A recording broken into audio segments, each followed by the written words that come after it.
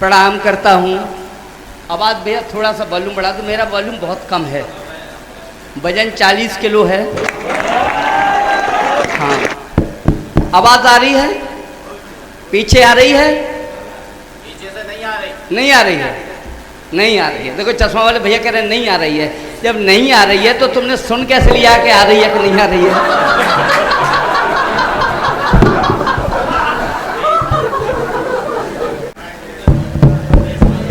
मैं एक दिन बस में जा रहा था। दरअसल मेरी छोटी बहन की तबीयत खराब थी। मैं आगरा हॉस्पिटल में जा रहा था और जैसे ही मैं बस में गया, बस में बहुत भीड़ थी। इतनी भीड़ थी कि उसमें घुसा ही नहीं जा रहा था। आदरणीय वकील साहब, घुसा ही नहीं जा रहा था। गेट पे भी आदमी खड़े थे। तब तक एक लड़का आया, टाई बांधे, सूट बूट पहने, अटैच लिए और गेट में जबरदस्ती घुसाया और घुसते ही बोला, इसमें तो जानवर जैसे भरे हैं। मैंने कहा एक गधे की कमी तो तू आ गया।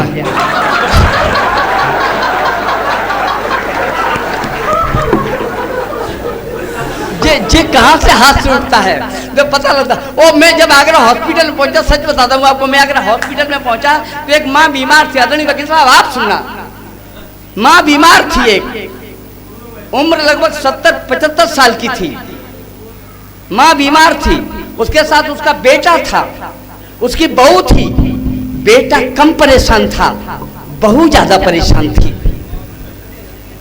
बहू इतनी परेशान थी, कभी इधर जाती, कभी उधर जाती, कभी आगे जाती, कभी पीछे जाती, कभी डॉक्टर के पास जाती, कभी कंपाउंडर के पास जाती। और जैसे ही उसे अवसर मिला, कंपाउंडर एक साइड में हुआ, वैसे ही वो कंपाउंडर के पास गई और बोली, कंपाउंडर ये 50,000 की गड्डी ले, मेरे सास का कष्ट दूर कर दे। कंपाउंडर ने कहा, बहन जी आप इतनी क्यों परेशान हैं? आपकी सास तो 5,000 रुपए में ही ठीक हो जाएंगी। बोली, वो झल्ला के बोली, हाँ मुझे पता है, 5 में नहीं 4,000 में ठीक हो जाएंगी। ये 50,000 सास का कष्ट दूर करने के लिए है।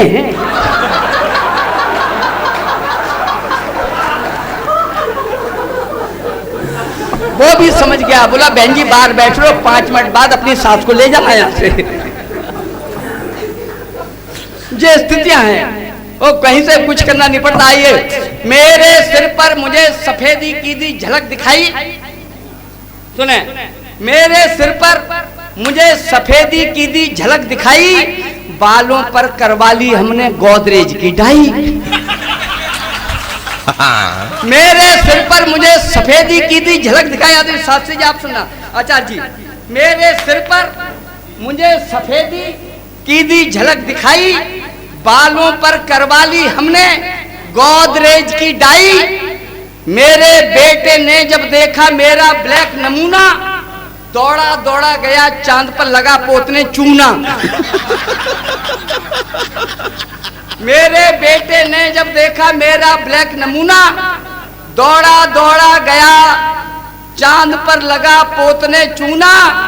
मैं बोला, मेरे बेटे क्या विचित्र बिमूढ़ा हो? बोला, पापा घर में कोई एक तो बूढ़ा हो।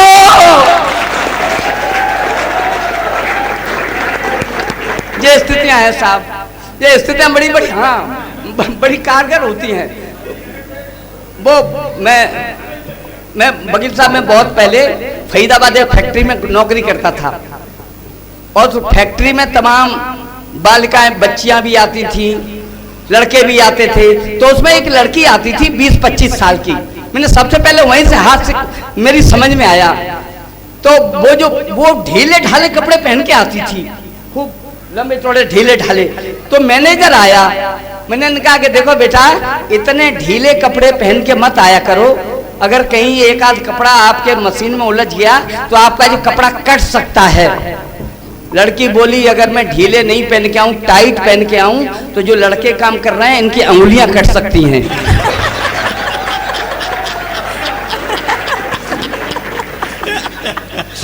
ये स्थितियां हैं साहब, मैं सच बताता हूँ। ये हाथ से निकलता कहाँ से है? वहां से हमने हाथ से सीखा। उसके बाद हाथ की कविताएं बहुत सारी लिखता चला गया। एक कविता मैं आपको सुनाना चाहता हूँ, आप मजे लेना साहब। कविता वह नहीं होती जो कल्पना में चली जाती है, कविता वह होती है जो सच्चाई हकीकत बयां करती है। कि आपके ऊपर गुदरी में 4-6 पंक्तियां पढ़ना चाहता हूँ, सुन लेना। होता क्या है हमारे समाज में, एक है भोले राम, एक है नेक राम। भोले राम एक किसान है और उसने नेक राम का बैल खरीदा। भोले राम किसान बड़ा ही सज्जन सीधा, भोले राम किसान बड़ा ही सज्जन सीधा, नेक राम धोबी का उसने बैल खरीदा। नेक राम धोबी का उसने बैल खरीदा, लिखा पड़ी हो गई, दाम सब चुका न पाया, देकर आधी रकम शाम को कहकर आया, आपस की है बात सवेरे हम आएंगे, देकर पूरे दाम बैल को ले जाएंगे। धोबी था चालाक, बड़ा अन्याय किया था, सुबह बैल की जगह गधे को बांध दिया था।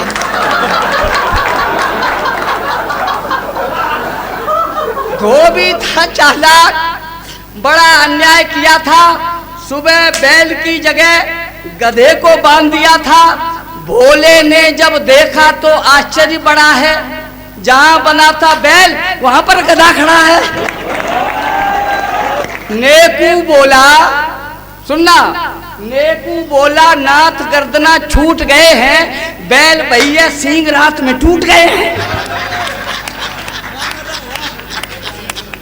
नेकू बोला नाथ गर्दना छूट गए हैं, बैल भई है सींग रात में टूट गए हैं, लगा रहे हो दोष नहीं अब देर लगाओ, देकर मेरे दाम बैल जल्दी ले जाओ।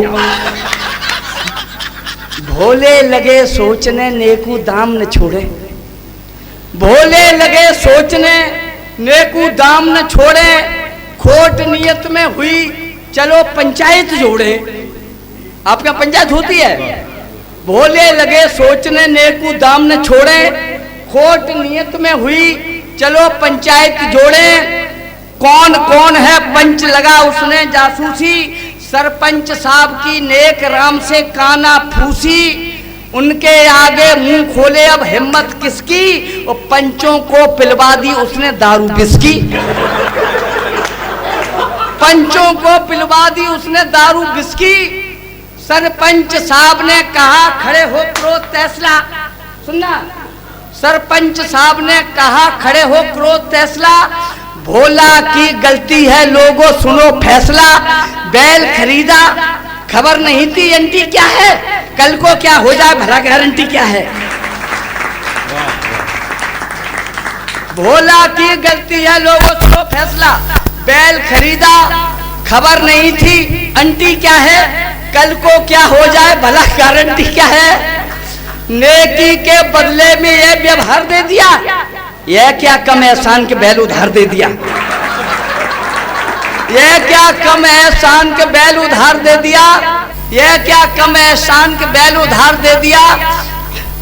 लगा रहा आरोप व्यर्थ में बदतमीज है, लगा रहा आरोप व्यर्थ में बदतमीज है, पीपल से गिर जाए सिंह तो तुच्छ चीज है, पीपल से गिर जाए सिंह तो तुच्छ चीज है। बैलों का व्यापार कर्ज में बूढ़ रहा है, नहीं चुके जब दाम बहाना ढूंढ रहा है। नेक राम जो कहता उसकी बात सही है, सिंह गए ही टूट मगरे बैल भैया है, सिंह गए हैं टूट मगरे बैल भैया। मोल भाव हो गया बात से नहीं हिलेगा, लेना है तो आज बैल कल नहीं मिलेगा। बेईमान के मुंह पे काली मली जाएगी, नहीं मिलेंगे दाम जमानत चली जाएगी। पेश नहीं अब जाए हमारी इनसे लड़कर, सुनना मेरे भाई, पेश नहीं अब जाए हमारी इनसे लड़कर, भोले थाने गए आंख में आंसू भरकर, साहब कर दो न्याय, साहब कर दो न्याय, व्यर्थ में दाम ले रहा, बेचा हमको बैल मगर अब गधा दे रहा।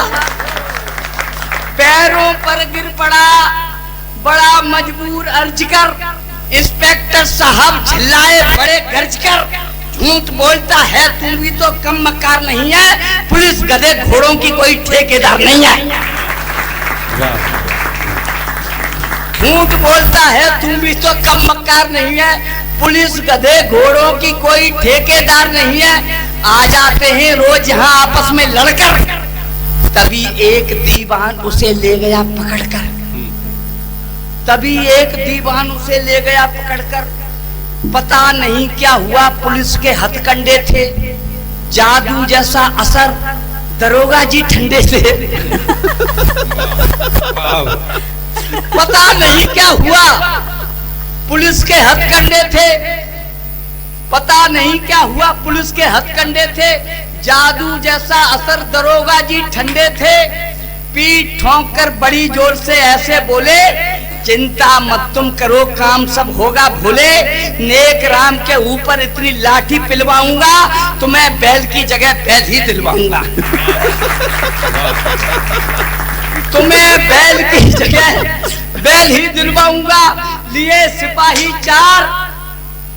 सिपाही चार गांव में फौरन आए, गुस्सा से भरपूर द्वार पर यूं चिल्लाए, कहाँ नेका राम व्यर्थ में दाम ले रहा, बेचा इसको बैल मगर अब गधा दे रहा। नेक राम ने बाहर आकर शीश झुकाया, नेक राम ने बाहर आकर शीश झुकाया। 2 मिनट बैठ लो साहब, अंदर उन्हें बुलाया। गए दरोगा अंदर, बाहर 2 घंटे में आए। गए दरोगा अंदर, बाहर 2 घंटे में आए। सारी गुस्सा गायब, आकर तनिक नहीं चिल्लाए। सारी गुस्सा गायब, आकर तनिक नहीं चिल्लाए। जैसे आंखों में पैमाना रत्ती रत्ती तोले, देख गधे को बड़े गौर से मुस्काए, फिर बोले, भोला बेईमान व्यर्थ में बकता है, सींग गए हैं टूट बैल ही लगता है। वाह भोला बेईमान, भोला बेईमान से बकता है, सींग गए हैं टूट बैल ही लगता है। दोनों ओर झुकाओ, दोनों ओर झुकाओ, भला अब किसकी कहें दरोगा, बोले केस विचित्र, फैसला दीवानी से होगा। दोनों ओर झुकाओ, भला अब किसकी कहें दरोगा, बोले केस विचित्र, फैसला दीवानी से होगा। फंसे भंवर में भोले की ऐसी तैसी करवा दी, कुछ लोगों ने सिखा पढ़ाकर कोर्ट फीस भरवा दी। उन दोनों की सिर्फ हाजिरी फाइल पर चढ़ती थी, रोज बड़ी तारीखें 6 महीने में पड़ती थी। 20 साल के बाद, वकील साहब मैं सही कह रहा हूँ कि सुनना, 20 साल के बाद, 20 साल के बाद केस वह कई बहस पर आया। भोले के वकील ने जज को तब ऐसे समझाया, है रसीद में बैल, मुवक्किल साफ लिखा लेता है, किंतु बैल की जगह सरकार उसे गधा देता है। रसीद में बैल, मुवक्किल साफ लिखा लेता है, किंतु बैल की जगह उसे सरकार गधा देता है। नेकू का वकील बोला, पहचान इसलिए खो गई, सींग टूट जाने से उसकी शक्ल गधे की हो गई।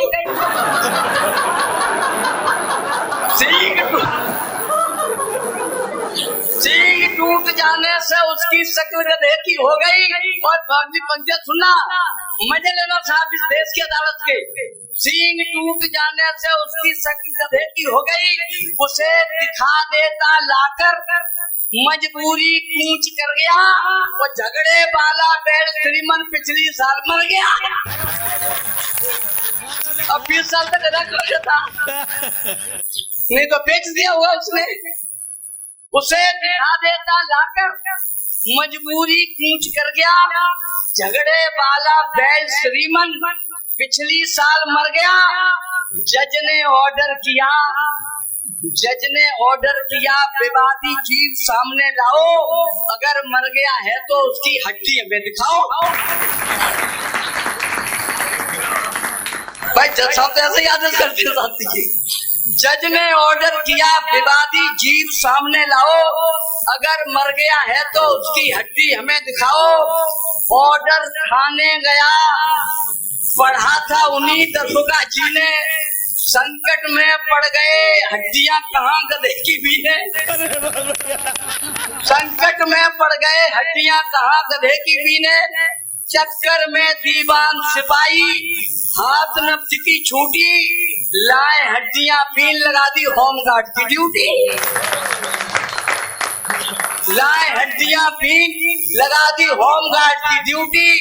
2 महीने से परेशान जूतों का तला छिल गया, ताजा मरा जानवर उनको ढांचा एक मिल गया। ताजा मरा जानवर उनको ढांचा एक मिल गया। याद आ गए नाना नानी दादा दादी कक्के, जब ले गए कोर्ट में हड्डी अपने सिर पर रखकर, पेशकार को उल्टी आई बंद भेजिया देखा। पेशकार को उल्टी आई बंद कर दिया लेखा। जज साहब ने नाक बंद करके उन सबको देखा, क्या हम इनका करें फैसला नहीं समझ में आया। जानवरों के डॉक्टरों का तब आयोग बिठाया, 6 महीने के बाद कहीं उनकी रिपोर्ट ये आई, बैल गधा कुछ नहीं जानवर जिस पर चली लड़ाई। मजा लेना, अगर बात अच्छी लग जाए तो ऊपर हाथ उठा के ताली बजाना, सुनना जजमेंट साहब। हाँ, पेशकार को उल्टी आई बंद कर दिया लेखा। जज साहब ने नाक बंद करके उन सबको देखा, क्या हम इसका करें फैसला नहीं समझ में आया। जानवरों के डॉक्टरों का तब आयोग बिठाया, 6 महीने के बाद कहीं उनकी रिपोर्ट ये आई, बैल गधा कुछ नहीं जानवर जिस पर चली लड़ाई। वादी प्रतिवादी जो कहते हैं वह व्यर्थ झूठ है, वो जिस पर झगड़ा हुआ जानवर वह तो एक ऊंट है।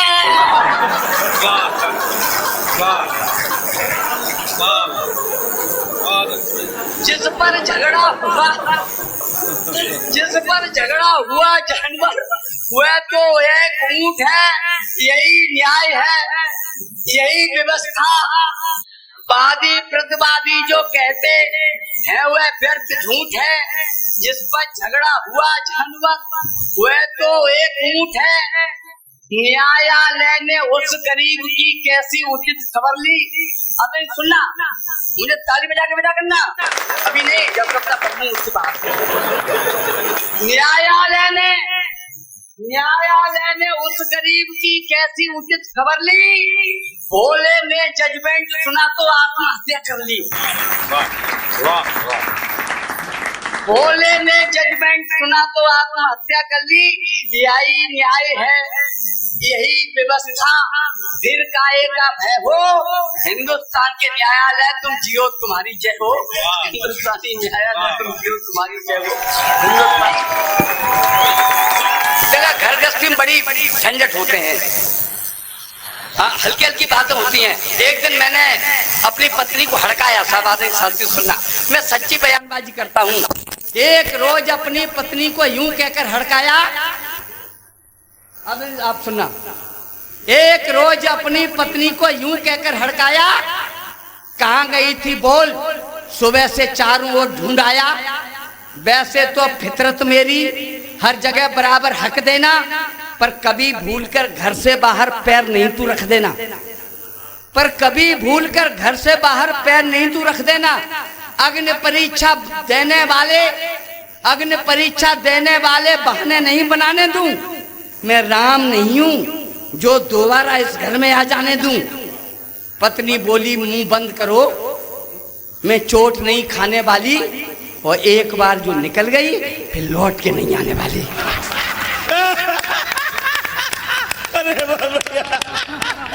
पत्नी बोली, मुंह बंद करो, मैं चोट नहीं खाने वाली, और एक बार जो निकल गई फिर लौट के नहीं आने वाली। उल्टी आग लगा दूंगी, मैं जलता हुआ पलीता हूँ। तू राम नहीं कलमुए अगर, तो मैं ही कौन सी सीता हूँ। उल्टी आग लगा दूंगी, मैं जलता हुआ पलीता हूँ।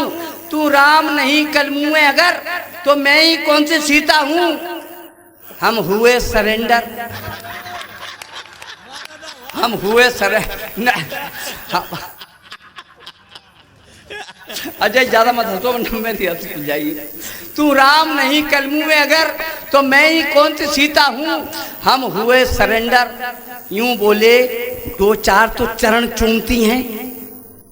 हम हुए सरेंडर, यूं बोले दो चार तो चरण चूमती हैं। मैं दूसरी शादी कर लूंगा, मेरे आगे पीछे घूमती हैं। और ऐसा करने में तो सारी बस्ती का अभिशाप हूं मैं। कोई रुक्मिणी ले आऊंगा, श्री कृष्ण का बाप हूं मैं। पत्नी बोली ले आओ ना, मैं भी कोई गधी नहीं।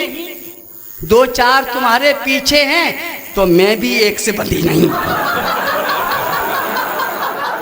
दो चार तुम्हारे पीछे हैं, तो मैं भी एक से बंधी नहीं। श्री कृष्ण के बाप सुनो, श्री कृष्ण के बाप सुनो, मीरा सी नहीं दीवानी हूं। 6-7 हमारे भी पीछे में द्रौपदी की नानी हूं। हम पछताए यूं बोले, देखो जवाब तो दिया करो। हम पछताए यूं बोले, देखो जवाब तो दिया करो। और कोई सही समझ बैठे, ऐसी बातें मत किया करो। मेरे साथ परिस्थितियां हैं। ये कुछ बेटियां बैठी हैं, बेटियों से हमें कुछ सीखना चाहिए। बेटियां बहुत अच्छी होती हैं। मैं एक बेटी को कुछ सिखा रहा था। मैंने कहा देखो बेटी, गणित पढ़ना है तो ऐसे पढ़ो। हमने कहा बेटी जी बताओ तुम बनोगी क्या। वो बोली बेटी कि मैं तो डॉक्टर बनूंगी। मैंने कहा डॉक्टर क्यों बनोगी, डीएम बन जाओ, जज बन जाओ। बोले नहीं, डॉक्टर की इज्जत ज्यादा है। मैंने कहा डॉक्टर की इज्जत कहाँ ज्यादा है, डीएम की इज्जत ज्यादा है। देख भाई, डीएम की इज्जत ज्यादा है, जज की इज्जत ज्यादा है। बोले नहीं नहीं नहीं नहीं सर, डॉक्टर की इज्जत ज्यादा है। मैंने कहा कैसे ज्यादा है। बोले कि अगर कोई जज गलती कर दे, डीएम गलती कर दे, तो सामने वाला बड़ा क्रोध में चिल्लाएगा, गालियां देगा, मुंह फाड़ेगा, बकता हुआ जाएगा। और डॉक्टर अगर गलती कर दे तो वो कुछ नहीं कहेगा, चुपचाप लेटा हुआ जाएगा।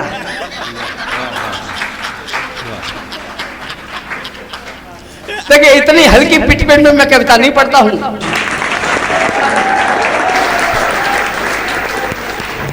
आइए शुरू करता हूं साहब।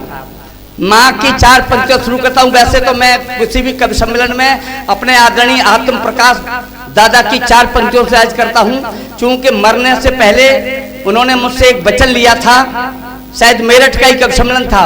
उन्होंने कहा विनोद राज योगी मेरी 4 पंक्तियां सब पढ़ते हैं, लेकिन कोई मेरा नाम नहीं लेता। अगर कोई मेरा नाम लेके ऐसा कोई कवि सम्मेलन न हो जिसमें मेरी 4 पंक्तियां उद्धृत न हो, आप कभी भी किसी मंच पर जाए तो मेरी 4 पंक्तियां जरूर उद्धृत करना। मैंने उन्हें वचन दिया था, मैंने कहा आत्म दा, मैं आपकी वही 4 पंक्तियां जरूर उद्धृत करूंगा और आपका नाम लेके करूंगा कि डूब कर सुनो, डूब कर सुनो और सुनकर गुनो। मन मिलाओगे तो मन से जुड़ जाएंगे, वरना हमें परिंदे बहुत दूर के बोलियां अपनी भूल कर उड़ जाएंगे। आइए अब मैं शुरू करता हूं। माँ की 4 पंक्तियों शुरू करता हूं। सामने उसके कभी जज्बात रखकर देखिए, सामने उसके कभी जज्बात रखकर देखिए, सामने उसके कभी जज्बात रखकर देखिए। जो खुशी हो आपकी वह बात रखकर देखिए। सामने उसके कभी जज्बात रखकर देखिए, जो खुशी हो आपकी वह बात रखकर देखिए। प्यार कहते हैं किसे, उत्तर तुम्हें मिल जाएगा। माँ के कलेजे पर कभी तुम हाथ रखकर देखिए।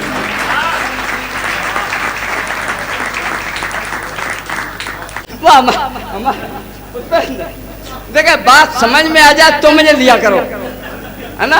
जे हास्य का पुटकारा शुरू होता है। वो एक लड़का, हमारे एक शर्मा जी है, उनका लड़का है विनय, विनय, और विनय पढ़ता है इंटर में। और वो जब इंटर में पढ़ता है तो वो हो ही जाता है। लड़के लड़कियां जब साथ पढ़ते हैं तो उसका एक लड़की से कहीं स्नेह हो गया, प्रेम हो गया, तो उन दोनों ने शादी का प्रस्ताव रखा। बोले हम दोनों शादी करेंगे। लड़की ने कहा कि तो मेरे बाप से आके बात कर। वो लड़का बाप के पास आ गया और बाप से कहा कि अंकल जी मैं सुनीता से शादी करना चाहता हूँ। बोला जब तू शादी कहने में हकला रहा है तो जिंदगी काटने में कितना हकलाएगा। उसके बाद कहा कि तेरे साथ शादी नहीं कर सकते। उनकी क्यों?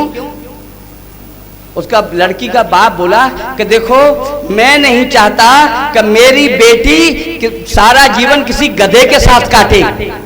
मैं नहीं चाहता कि मेरी बेटी सारा जीवन किसी गधे के साथ काटे। लड़का बड़ा खुश हुआ, बोला पापा जी इसीलिए मैं इसे लेने आया हूं, वो अब तुम्हारे साथ नहीं रहेगी।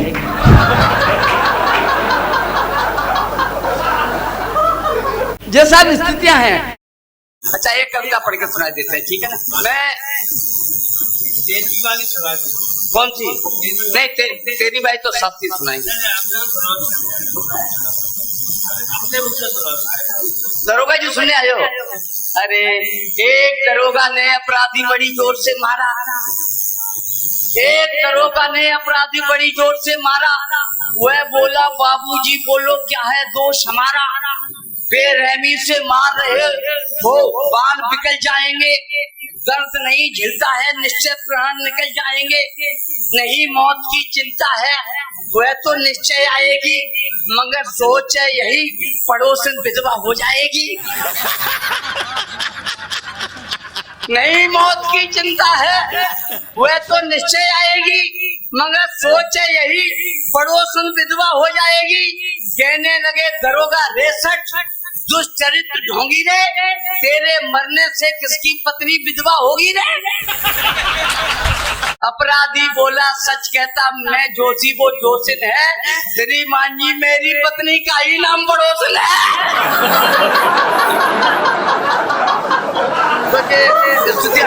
आइए मैं वो अभी चलिए सुनो। अब जज जी की पूरी कविता को मैं 4 पंक्तियों बांधने की कोशिश करता हूँ। साहब माननीय अटल जी हमारे अमेरिका गए थे।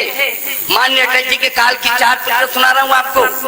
माननीय अटल जी अमेरिका गए थे तो एक पत्रकार ने आके माइक लगा के उनसे पूछा कहाँ से आए हो। माननीय अटल जी ने बड़े गर्व से कहा मैं भारतवर्ष से आ रहा हूँ।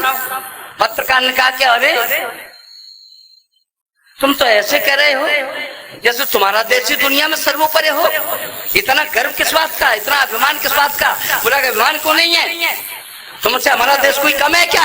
उसने कहा तुम्हारे देश ने क्या किया है? अटल जी ने कहा तुम्हारे देश ने क्या किया है? उन्होंने कहा हमारे तो कोई जो पश्चिमी देश है ना, उन्होंने किसी ने वास्को ड गामा ने लंबी यात्रा की, कोलंबस ने दूसरी लंबी यात्रा की, तुम्हारे देश ने क्या किया? झुंझुना। अटल जी ने 4 पंक्तियां पढ़ी साहब। मैं उन्हें 4 पंक्तियों को मैंने केवल लिपिबद्ध किया है, केवल दुकान से जोड़े हैं, बात उन्हीं की है। अगर बात अच्छी लग जाए तो उन्हें श्रद्धांजलि दे देना, उन्हें साधुवाद दे देना। अटल जी ने कहा कि सुन अमेरिकन, वास्को ड गामा ने तो हफ्ते लगा दिए थे। वास्को मैंने आपकी कविता बहुत ताली बजाई थी। वास्को ड गामा ने तो हफ्ते लगा दिए थे, खींच खींच नाव को हथेलियों में छाले थे, कोलंबस भूलता भटकता हुआ गया था, संकट में जान प्राण मौत के हवाले थे। वास्को ड गामा ने तो हफ्ते लगा दिए थे, खींच खींच नाव को हथेलियों में छाले थे, कोलंबस भूलते भटकते हुए गया था, संकट में जान प्राण मौत के हवाले थे। मेरे विष्णु ने जब बामन का रूप लिया, 3 पग में ही 3 लोक नाप डाले थे।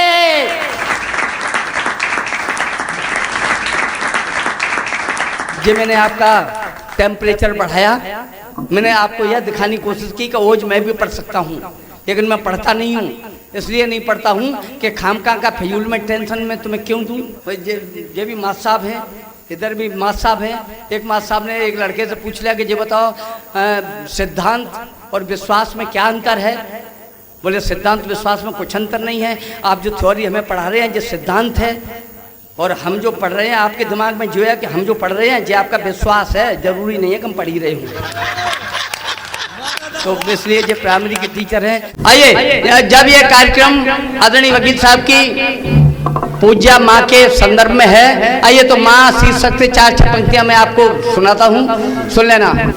हाँ हाँ, माँ की सुना रहे हैं। माँ माँ माँ माँ ही अच्छी होती है, माँ ही अच्छी होती है। बाप बाप बाप अच्छा नहीं होता, माँ ही अच्छी होती है। हाँ, बाप बाप कहने पर मुंह बंद हो जाता है बाप, माँ कहने पर मुंह खुल जाता है माँ। इसलिए माँ अच्छी होती है, बाप अच्छा नहीं होता। आदि शास्त्री सुनिएगा। विधवा जवानी में हुई, सुने, विधवा जवानी में हुई तकदीर की मारी, विधवा जवानी में हुई तकदीर की मारी, जिंदगी का हर जुआ थी भाग्य से हारी। लोग कहते थे मुकद्दर है नहीं अच्छा, गोद में उसकी दिया भगवान का बच्चा। टुकड़ा कलेजे का उसे अत्यंत प्यारा था, वह लाल ही विधवा के जीने का सहारा था। देख लेती थी उसे प्रसन्न होती थी, उसके लिए सूखा करे गीले में सोती थी। कांपती सर्दी में आंचल से उसे ढकती, पेट से रोटी बचाकर लाल को रखती। हाँ, मुझे पता है आप भाव विभोर हो जाते हैं, आप भूल जाते हैं कि आपको ताली बजानी है। बीच में ताली वाली बजाते रहोगे तो देखिए, तालियों से कुछ नहीं होता। कवि की कविता कोई बड़ी नहीं होती, कवि की कविता का मूल्यांकन भी अधिक नहीं हो जाता। तालियों से आप जो हमें ऊर्जा देंगे, उस ऊर्जा को हम कई गुना करके आपको हम वापस कर देंगे न्यूटन के तीसरे नियम के हिसाब से। हर क्रिया के प्रति विपरीत क्रिया होती है। सुने, विधवा जवानी में हुई तकदीर की मारी, जिंदगी का हर जुआ थी भाग्य से हारी। लोग कहते थे मुकद्दर है नहीं अच्छा, गोद में उसकी दिया भगवान का बच्चा। टुकड़ा कलेजे का उसे अत्यंत प्यारा था, वह लाल ही विधवा के जीने का सहारा था। देख लेती थी उसे प्रसन्न होती थी, उसके लिए सूखा करे किले में सोती थी। कांपती सर्दी में आंचल से उसे ढकती, पेट से रोटी बचाकर लाल को रखती। जाग कर उसको सुबह आशीष देती थी, भावनाएं बेच कर वह फीस देती थी।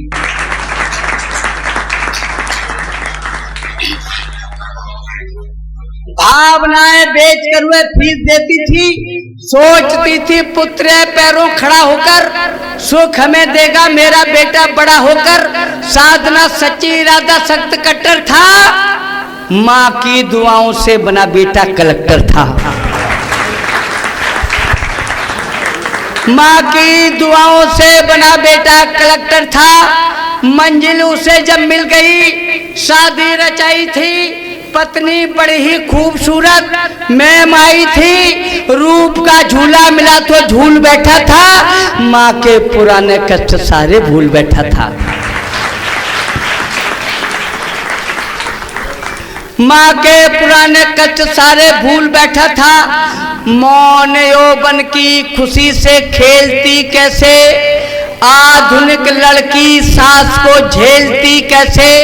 बेटी बड़े घर की नवाबी छांटती रहती, छोकरी कल की हमेशा डांटती रहती। सहन शक्ति चुप गई थी, रोज का रगड़ा नित रही हर बात पर होने लगा झगड़ा। क्रोध में पत्नी पति से एक दिन बोली, जी हमारी दुर्दशा बहुत को छोली। आज होगा फैसला, क्या नेक रहेगी बुढ़िया रहेगी या कि हम बस एक रहेगी। बुढ़िया रहेगी या कि हम बस एक रहेगी। पत्नी रुआसी देखकर होठों पे गाली थी, धक्का लगा बेटे ने माँ घर से निकाली थी। काबिल बनाया था जिसे 25 साल में, धक्का लगाया था उसी ने वृद्ध हाल में। देह में दम थी नहीं, फुर्ती न चाल में, वह नौकरी करने लगी थी अस्पताल में। बेटा बहू दोनों बड़े ही प्यार से जीते, 2 साल भी उनको नहीं अच्छी तरह बीते। होनी बड़ी बलवान थी, भगवान की लीला, बेटा वहीं आया, बदन का रंग था पीला, देखकर उसको बड़ी हैरान दंग थी, बाजुएं थामे हुए बीबी भी संग थी।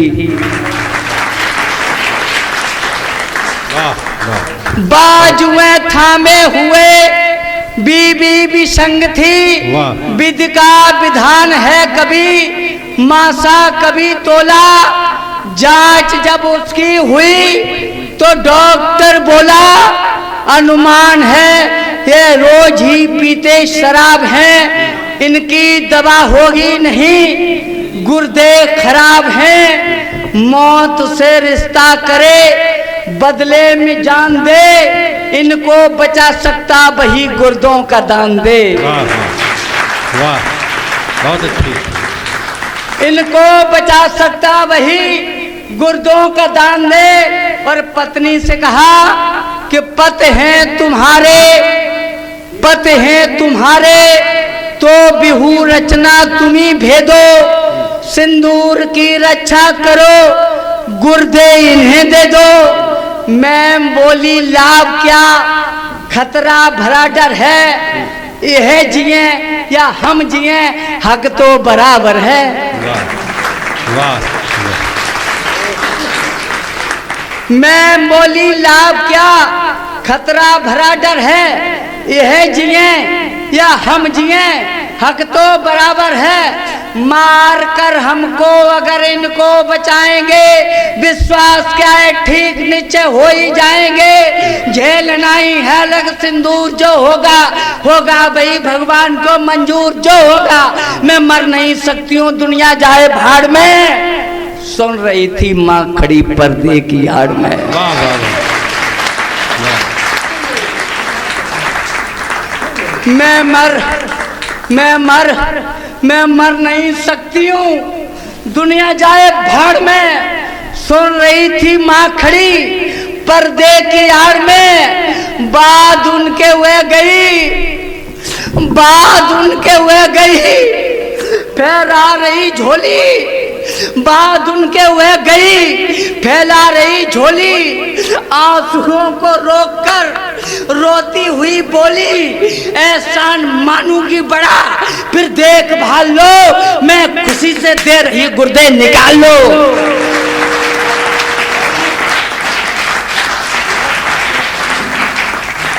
मेरे भाइयों, आपने तालियां दो पंक्ति पहले बजा दी, जो पंक्ति मैंने ताली के लिए लिखी ही नहीं, अगली 4 पंक्तियां आ रही हैं। अगर वे आपकी माँ के ऊपर, माँ की ममता के ऊपर, आपको अपनी माँ की याद आ जाए, आपकी माँ के लिए 2 आंसू निकल जाए, तो कोई भी हाथ इस सदन में नीचे नहीं हो, उस माँ को श्रद्धांजलि दे देना। अगर वे 4 पंक्तियां जो मैंने लिखी, जहां से मैंने शीर्षक बनाया, बाद उनके हुए गई, फैला रही झोली, आंसुओं को रोककर रोती हुई बोली, एहसान मानूंगी बड़ा फिर देखभाल लो, मैं खुशी से दे रही गुर्दे निकाल लो। डॉक्टर सुनकर बड़ा स्तब्ध मौन था, पूछने ऐसे लगा रिश्ते में कौन था, इतनी खुशी से गैर कोई मर नहीं सकता, माँ के सिवाय काम कोई कर नहीं सकता।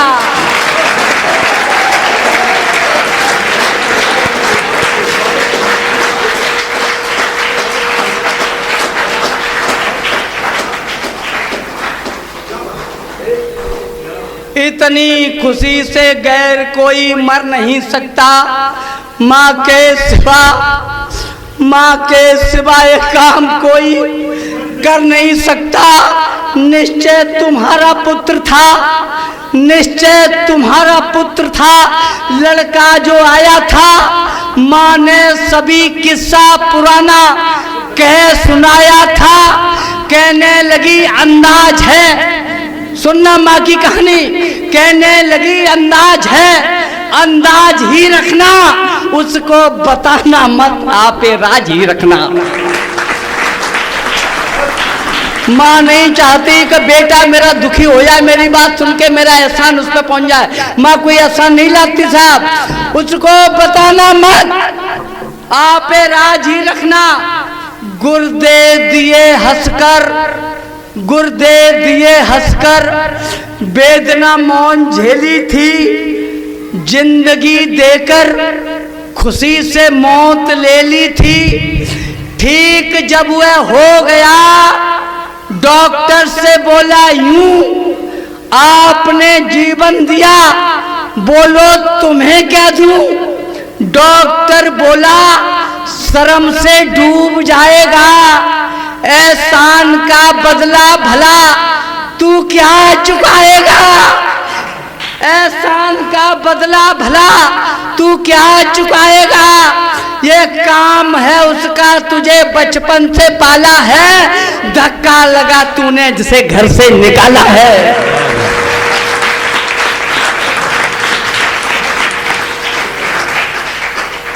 ये काम है उसका, तुझे बचपन से पाला है, धक्का लगा तूने जिसे घर से निकाला है। क्या करेगी, क्या करेगी आपसे भुगतान वह लेकर, स्वर्ग में बैठी तुझे जो जिंदगी देकर पैदा किया पाला, मरण की नींद सोई भी आपकी औकात क्या, दुनिया में कोई भी कष्ट इतना जिंदगी पर ढो नहीं सकता, माँ से कभी उद्धार बेटा हो नहीं सकता।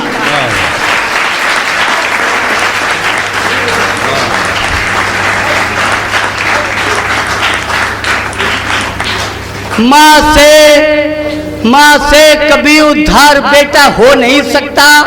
बरसें बसंती हो गई, बरसें बसंती हो गई, बरसें बसंती हो गई, हर दिन दिवाली है। दौलत जिसे ये मिल गई, दौलत जिसे ये मिल गई वह भाग्यशाली है। जिंदगी आधी दुखी है, दीन वही है, माँ मर गई जिसकी मुकद्दरहीन वही है।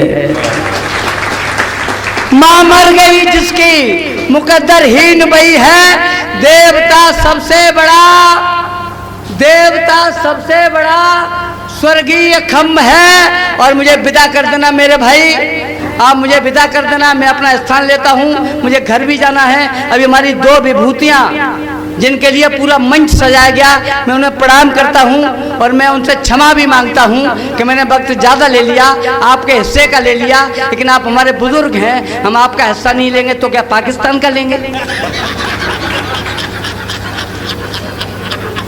देवता सबसे बड़ा, देवता सबसे बड़ा स्वर्गीय खम्भ है।